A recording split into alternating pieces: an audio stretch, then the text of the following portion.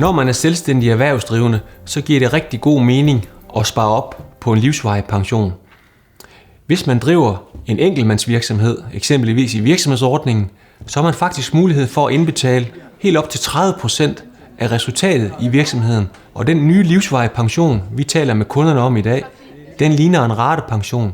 Forstået på den måde, at de penge, man ikke selv når at få brugt, de går videre til de efterladte, enten børn eller ægtefælle.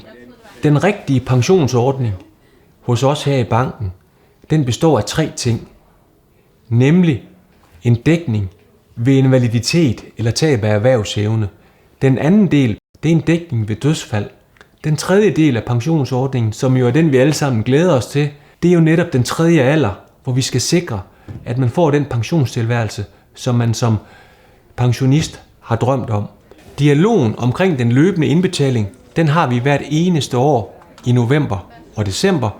Det der med at komme hele vejen rundt om kunden, hvor vi også snakker forsikringsdækninger ved dødsfald og tab af erhvervsevne, den dialog har vi typisk hver 3. år. Få et uforpligtende pensionstjek.